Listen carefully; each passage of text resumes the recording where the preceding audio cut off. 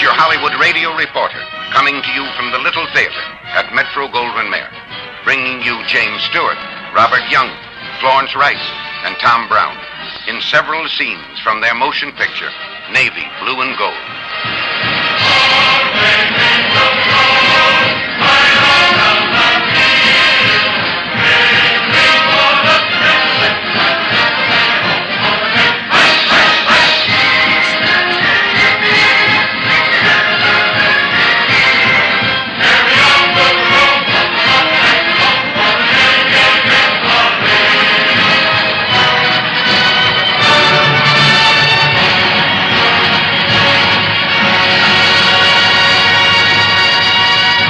Once in a long, long while, a picture comes along that perfectly illustrates the spirit of Americanism.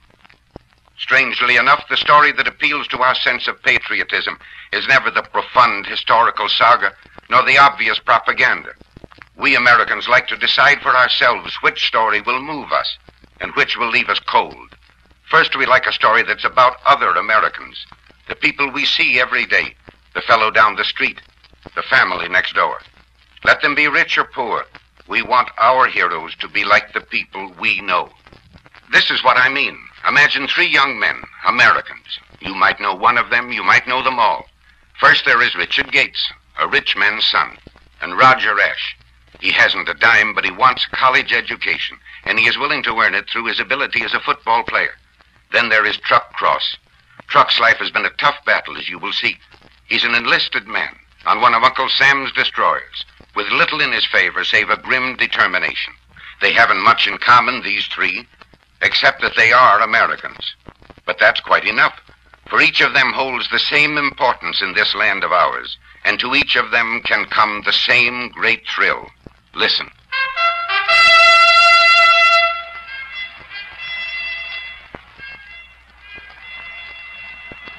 Attention!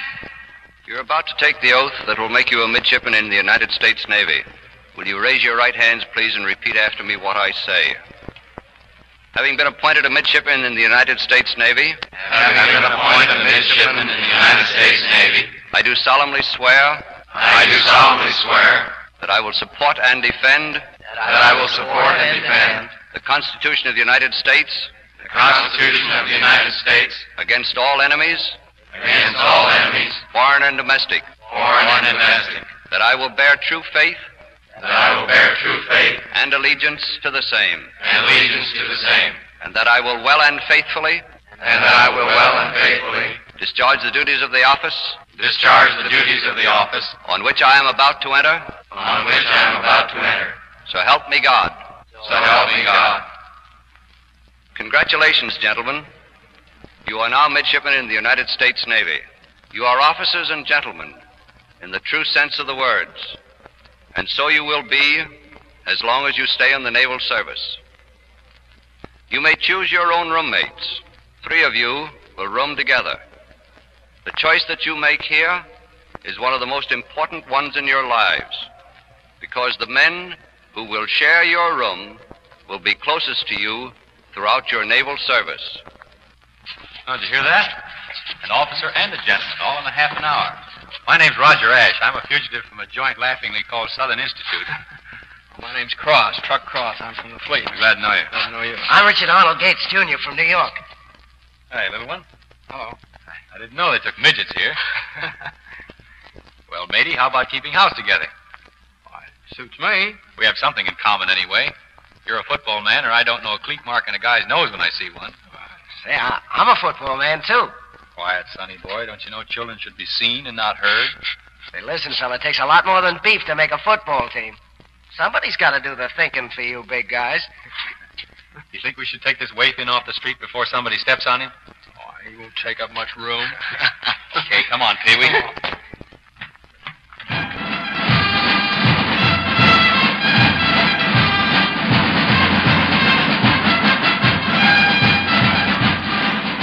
Truck, Ashe, and Pee-wee Gates. They got along famously, those 3, fighting with one another and for one another. Football, holidays, hard work, and good times. They took it in stride, together. Truck and Ashe became rivals when they both fell in love with Pee-wee's sister, Patricia. They passed through a long, tough year as humble plebes, on to the dignity befitting upperclassmen. And then one morning something happened. They had reported for the first class of the day.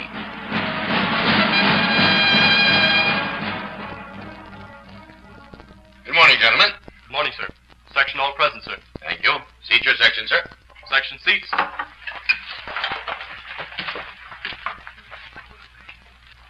As you know, gentlemen, the recitation this morning touches upon responsibilities of a commanding officer. In time of stress and crisis, the conduct of the commanding officer is the difference between salvation and disaster.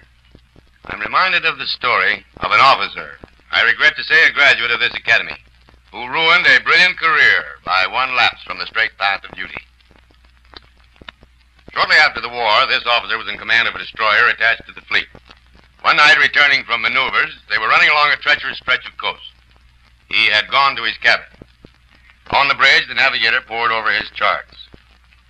Suddenly, this officer appeared. He was unsteady on his feet. He ordered immediate change of course. A few minutes later, the ship piled up on a reef. Only the greatest coordination and discipline prevented the loss of every life aboard. The navigator was among those killed, but this officer survived the disaster and was tried by court-martial. He stubbornly refused to offer the slightest defense. He was convicted, and his name stricken from the rolls of the Navy. There is one very good rule of seamanship, which is really the moral of this story. And that is, up anchor, down cork. Just a minute, sir. If you're insinuating that officer was drunk on duty, it's a lie. Did I hear you distinctly, Mr. Cross? You heard me quite distinctly, sir. I said that your story is a lie. Now, this may mean my dismissal, but I'm going to tell you the real story. During the war, that officer whose story you just told spent 26 days at a time on patrol in the North Sea. He did that for nearly 2 years. He was the kind of an officer who would labor in the engine room with cranky engines, who would navigate, sleep on a cot on his bridge. The kind of an officer who would forget to be sick or tired or hungry, who would forget everything, except that he has a duty to perform. Once, after his destroyer had been sunk by a torpedo, he spent 16 hours in icy waters because the 2 remaining lifeboats were filled with survivors. He was wounded, but he refused to tell anyone because he was afraid they might take him to the hospital. Then after the war, he came back to this country. He did have the command you mentioned. And then he began to have terrific headaches and chills and fever, but he fought them off. He had a racked, overworked, overstrained body, but he didn't tell anybody because he felt that the Navy needed him to do a job. He was in his cabin that night, after 20 straight hours on the bridge, but he couldn't rest. His seaman's instinct told him that his ship was running into danger, so he made his way back to the bridge and took over. He found that the navigator was way off his course and heading inshore. He tried his best to put her about, but it was too late. They piled up. So he was tried by court-martial. But he wouldn't defend himself because the blame would have fallen on the navigator, and the navigator was dead. So he took the blame, and they dismissed him from the service. When they threw him out, he didn't complain of his broken body. He didn't moan because he got no retired pay. And he had nothing, hardly enough to eat. But instead, he sat nights telling his son stories of the Navy. Trying to teach his son to love the service the way he loved it. You seem to be quite an authority on the career of this officer, Mr. Cross. Yes, sir, I should be, sir. My full name is John Cross Carter. The officer of your story is Commander Carter, my father.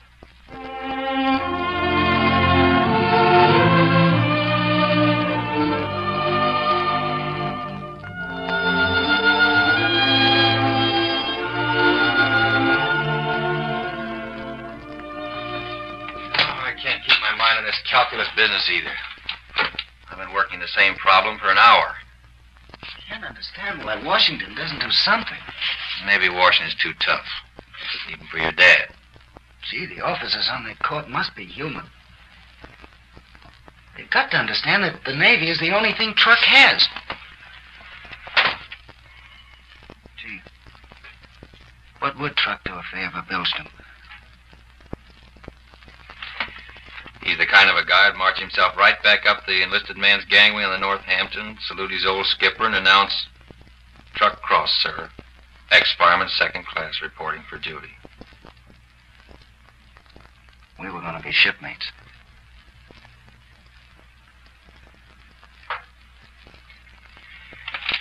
I think I'll go work the library. Maybe Truck's over there. Wait a minute, I'll go with You better stay here in case I miss him.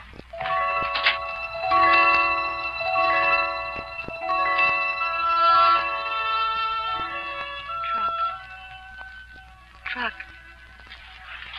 Pat, hello. I had to see you. I wanted you to know that Dad's doing everything possible. I feel terrible being so much trouble to everybody. I met your father. What, my dad? He's with my father every minute. They're just, well, they seem to have known each other a lifetime. I'm going back to Washington tonight to be with him until it's all over. Truck, I want you to know that no matter what happens, it won't make any difference to people like your dad and mine and me. Oh, thanks, Pat.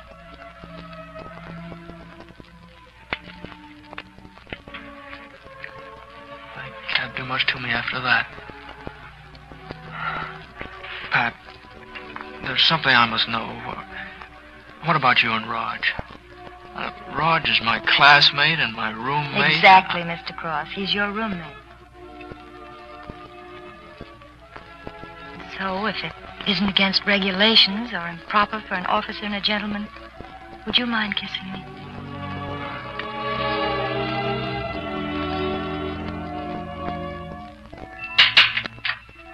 Ross, you're wanted in the superintendent's office.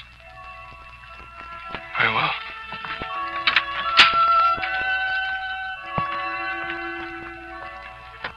Good evening, sir.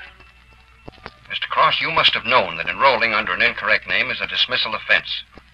Your reason isn't stated in this testimony. I'm curious to know why you did it. Well, sir, getting into the academy meant everything to me.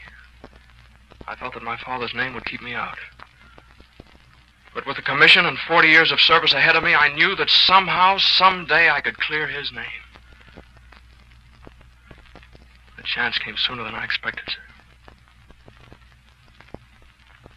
The court finds you guilty. The punishment is dismissal. But they recommend you to my clemency. I endorse that recommendation for the reason they give in making it. Your unwavering determination to become a naval officer. Your courage in defending your father. And furthermore, the review of your father's case completely exonerates him. The findings will be published throughout the service. You'll be reinstated without loss of rank. Do you mind, sir, if I just don't say anything?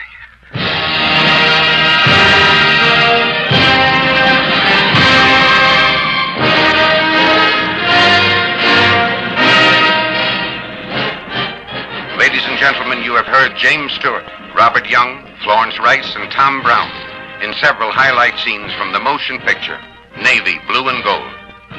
The story of the rich man's son, the poor man's son, and second-class seaman Truck Cross. This is your Hollywood radio reporter saying thank you for listening.